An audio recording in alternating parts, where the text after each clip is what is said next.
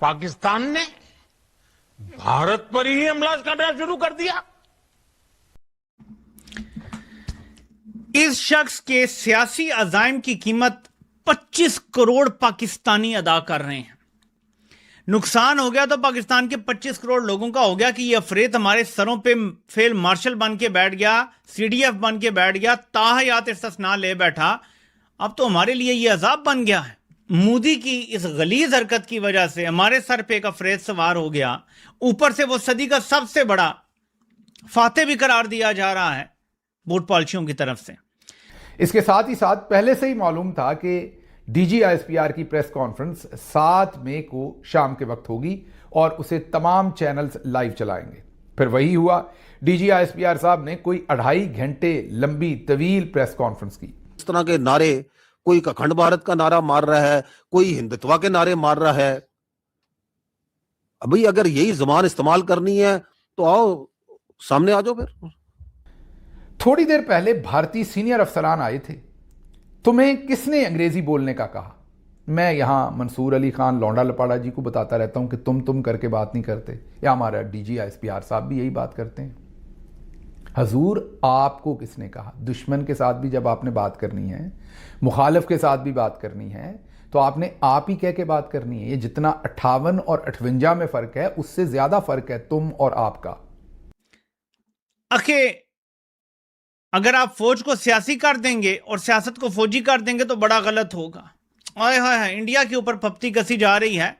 थोड़ा सा अपने गिरबान में भी देख लेते हजूर। भारतीय फौज प्रोफेशनल थी जो अब सियासी हो चुकी है। डीजीआईएसपीआर, वाह वाह वाह, ये बात कह रहे हैं पाकिस्तान के डीजीआईएसपीआर के भारत की फौज जो है वो प्रोफेशनल थी और अब वो सियासी हो चुकी। कोई बात नहीं, हमारी फौज तो शुरू से ही सियासी थी, तो इसलिए उसको प्रोफेशनल होने की जरूरत ही नहीं पड़ी। Because this is an extremist Hindutva driven militant political thought which has become a danger for everyone. हजारों हम अपने साथियों को, शहीदों के जनाजे उठा चुके हैं, उनको कंधा दे चुके हैं, उन्हें हम लहद में कब्र में उतार चुके हैं। तो आओ तुम सामने, we will be happy। तो ये 2, 3, 4, 5, 6 जो करना है करो, we most welcome। ना मुझे की प्रॉब्लम है, ना मेरे नेवी के भाई का प्रॉब्लम है, ना मेरे एयरफोर्स के भाई का प्रॉब्लम है, ना पाकिस्तान किसी बच्चे को प्रॉब्लम है। ले गंदी जबान से अपना नाम कराची का, देखे करते क्या कराची वाले प्लेन के साथ, बाकी तो छोड़े। मैं आपसे सिर्फ यही गुजारिश करूंगा कि फिर भी आपके ये जो अल्फाज हैं, आ जाओ फिर। जैसे आपने पहले कहा था, ऊपर से आओ, नीचे से आओ, मजा ना करा दिया तो पैसे वापस। आप हमारी फौज के रिप्रेजेंटेटिव हैं, डीजीआईएसपीआर हैं, आप अच्छे नहीं लगते ऐसी बातें करते हुए। ऐसे कि जी जरदारी साहब जो है, जिस वक्त ऑपरेशन सिंदूर हो रहा था या मार्का हक हो रहा था, जब यानी कि क्लैशेस जो चल रहे थे हिंदुस्तान पाकिस्तान के बीच में, तो जरदारी साहब ने कहा कि मैं बंकर में नहीं जाऊंगा।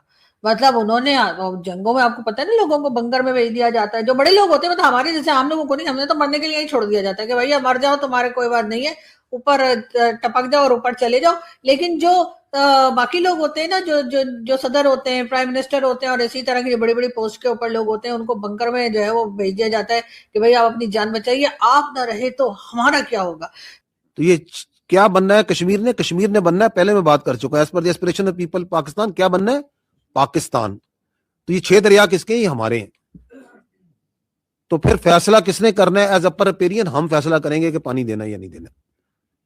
ये है इन 6 दरियाओं का अल्टीमेट मुकद्दर।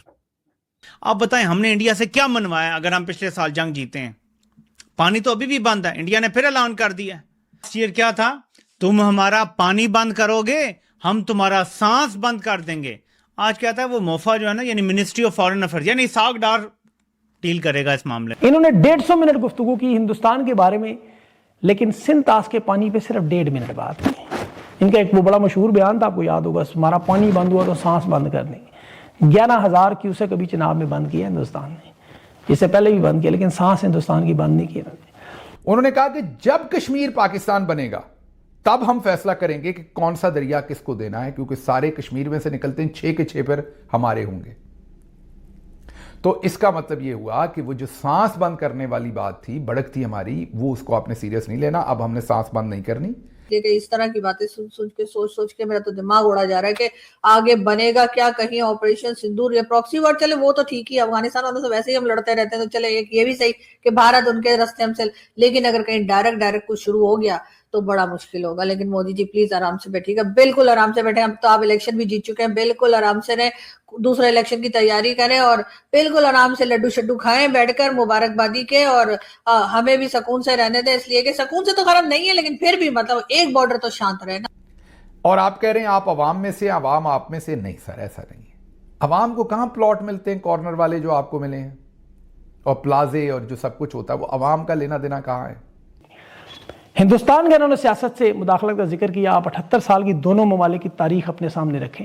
हिंदुस्तान में कभी मार्शल लॉ नहीं लगा, वहां की फौज ने कभी आइन नहीं तोड़ा, बराह रास्त इक़्तिदार पे कभी कब्जा नहीं किया, वहां कभी कोई फौजी हुकूमत कायम नहीं हो, हमेशा सिविल और आइन के तहत रहे। आर्मी चीफ वजीर दिफा के नीचे काम करते हैं। पाकिस्तान में 4 मरतबा मार्शल लॉ लगा, इन्हीं जर्नलों ने लगाया जो काकूल अकेडमी में अल्लाह के नाम का हलफ उठा के आते हैं कि सियासत में मुदाखलत नहीं करेंगे।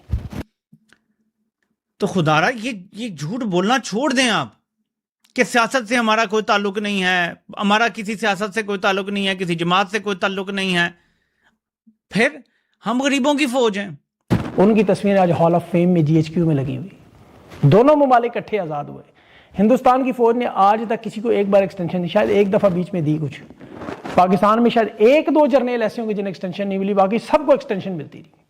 दुनिया के तमाम बड़े scandal, Panama, Pandora, Vicky leaks, उठा के देख लें, बैरून मुल्क जायदादें, मुल्की दौलत लूट मार, भारतीय किसी जर्नल का आर्मी चीफ का नाम नहीं है। ऑफशोर कंपनियां किसी की नहीं है, पनामा पेपर्स में देख ले, स्कैंडल पंडोरा पेपर्स में, सब में देख ले, इनके जगह जगह नाम लिखे। परवेज मुशर्रफ से लेकर शफातुल्लाह शाह तक, अफगानिस्तान की जंग, वो सोवियत यूनियन की जंग, दहशतगर्दी की जंग, वहां से कमाया हुआ पापा जॉन्स के पिज़्ज़ों से लेकर ऑस्ट्रेलिया के जजीरों तक स्कैंडल्स इनके दुनिया में आते रहे। इसको इस्तेमाल करते हुए हम मसला कश्मीर भी अब हल करा सकते हैं। गरीदा फारूकी साहबा ने सवाल पूछा, अब मसला कश्मीर तो हमने हल करवाना नहीं है, ना हमें पता है हम इतने जुगे हैं, ना हम ट्रंप के साथ ये बात कर सकते हैं, बल्कि पिछला आर्मी चीफ तो ये कहता था कि हमारे टैंकों में तेल ही नहीं कि हम लड़ें। तो अब इस सवाल का जवाब देना तो चाहिए था कि हम कोशिश करेंगे। उन्होंने जवाब ये दिया, मुस्तकबिल कश्मीरियों ने तय करना है, साढ़े ते ना रहना, ध्यान नाल रहना। उन्होंने कहा कश्मीरियों ने खुद ही तय करना है मुस्तकबिल। लेकिन इन्होंने वाजे कर दिया है कि हमने ट्रंप से भी बात नहीं करनी, हमने कोई सालसी नहीं करवानी, हमने इसके कोई मुज़ाकरात नहीं करवाने, अब भारत से कश्मीर का मसला कभी डिस्कस नहीं होगा, ये इसका जवाब है। तो ये मेरे पाकिस्तानियों, फौज ने तय कर लिया है कि कश्मीर को भूल जाओ। एक तो ये सवाल है जिसका कोई जवाब नहीं था। उनकी चॉइस वाजे है, मतलब कश्मीरी जाने, इंडिया जाने, ट्रंप जाने, कि मुस्तकबिल कश्मीरियों ने तय करना और उनकी चॉइस क्लियर है। साढ़े ते ना रहना, असी ये कोई गल नहीं करनी।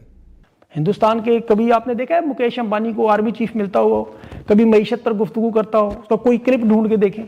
कभी वो किसी पंडित, पुरोहित, मौलवियों से खिताब करता हुआ नजर आए, कभी वो अमरीकी, बरतानवी, कैनेडियन सफीरों से मिलता हुआ नजर आए। वो कभी आपको मईशत के लिए किसी दीगर मुल्क का दौरा करता, मुआहदे करता, क्रिप्टो करेंसी, नोबल इनाम या मादनियात के ब्रीफकेस उठाता नजर नहीं आएगा। ये कभी वो दावा नहीं करेगा कि मैं 3 साल में हिंदुस्तान की मईशत को उड़ान भर दूंगा। उसका क्या काम? बराह रास्त सरमायाकारी के लिए वो दुनिया को कहेगा आओ यहाँ के सरमायाकारी करो। वो कभी वज़ीर खारजा वाला काम सफारत खारी करते हुए नजर नहीं आएगा। यहाँ फील्ड मार्शल के ये देख लें दौर में सारे ये मईशत भी चला रहे आपको नजर आने, सफारतकारी भी आपको करते नजर आते हैं। मुल्क के अंदर अमन अमान पे पुलिस के साथ, वज़ीर दाखिला के साथ सारी मुलाकातें भी इनकी। ये हाजिर ड्यूटी होते हुए भी शादियों और ब्याहों में भी सियासतदानों के जा रहे हैं, ये खिलाड़ियों से भी मिलते हुए नजर आ रहे हैं, ये मौलवियों से भी मिलते नजर आ रहे हैं। आज मोहसिन नकवी का वज़ीर दाखिला का बयान देखें, कह रहा है फील्ड मार्शल की लीडरशिप पे यकीन रखें, रिजल्ट अच्छा मिलेगा। हालांकि वज़ीर दाखिला तो वज़ीर आज़म की टीम का हिस्सा है। हिंदुस्तान का वज़ीर दाखिला कभी ये बयान देगा कि ये मेरा आर्मी चीफ है, इस पर भरोसा करें, सफारतकारी की तरह मईशत की तरक्की का अच्छा रिजल्ट देगा? उसका काम ही नहीं। ये 2 बड़े ममालिक में जो जंग आपको नजर आई, अमेरिका और ईरान की, मुज़ाकरात कर रहे थे, दोनों के साथ ना ईरान का ना अमेरिका का कोई जर्नल हाजिर ड्यूटी या रिटायर्ड नजर आया, लेकिन जो मुज़ाकरात करवा रहे थे यहाँ फील्ड मार्शल नजर आते। ट्रंप की हर ट्वीट में फील्ड मार्शल का जिक्र। इसका नतीजा क्या निकलता है? हिंदुस्तान आज दुनिया में मईशत में देखें कहाँ है, पाकिस्तान कहाँ है। अमन अमान में देखें हिंदुस्तान कहाँ है, पाकिस्तान कहाँ है। हिंदुस्तान की मईशत देखें, एक्सपोर्ट ग्रोथ देखें, पाकिस्तान की एक्सपोर्ट मईशत ग्रोथ रेट देख लें। हिंदुस्तान की करेंसी को देख लें, पाकिस्तान की करेंसी को देख लें। अमन अमान देख लें, दहशतगर्दी हिंदुस्तान में, पाकिस्तान में, दोनों का मुवाजना कर लें। हिंदुस्तान में आपको 9 मई नजर नहीं आएगा, वहां आपको कोई डी चौक पे गोलियां मारते नजर नहीं आएगा, कोई वहां आपको सानिया मुरीद के नजर नहीं आएगा। नमस्कार दोस्तों, स्वागत है आपका भारत नाउ में। दोस्तों, ऑपरेशन सिंदूर को 1 साल खत्म हो गया है। दोनों तरफ की आर्मी ने प्रेस कॉन्फ्रेंस करके कई सारी जानकारियां दी, बट सबसे इंपॉर्टेंट बात जो पाकिस्तानी जर्नलिस्ट ने करी है कि मोदी जी की वजह से 25 करोड़ पाकिस्तानी है वो सजा भुगत रहे हैं। अब वो किस तरह से है, क्योंकि पीएम नरेंद्र मोदी अगर ऑपरेशन सिंदूर ना करते, पाकिस्तान के ऊपर हमला ना करते, तो आसिम मुनीर जो है वो फील्ड मार्शल ना बनता। पाकिस्तान की जो दुर्दशा हाल फिलहाल में चल रही है उसका कहीं ना कहीं आसिम मुनीर जो है वो बहुत ही ज्यादा जिम्मेदार है। अब इसके चलते पाकिस्तानियों का ये कहना है कि अगर ये हमला ना होता तो शायद ये खुद को प्रमोट करके फील्ड मार्शल ना बन पाता। मतलब कहीं ना कहीं पाकिस्तान की दुर्दशा का जिम्मेदार मोदी जी है। मोदी जी ने हमला करके पाकिस्तानियों को परेशानी में डाल दिया है, वो भी ताउम्र तक। मतलब जब तक वो कुर्सी पर बैठा हुआ है वो चिपक चुका है और अब पाकिस्तानियों के सर पे तांडव कर रहा है, नाच रहा है, पाकिस्तानियों को अंधे कुएं के अंदर धकेल रहा है। खैर जो भी हो, पीएम नरेंद्र मोदी से जो भी गलती हो चुकी है, मैं तो चाहूंगा कि पीएम नरेंद्र मोदी एक और ऐसी गलती कर दे ताकि पाकिस्तानियों को और भी ज्यादा खुशियां मिल जाए उनके प्यारे फील्ड मार्शल की तरफ से।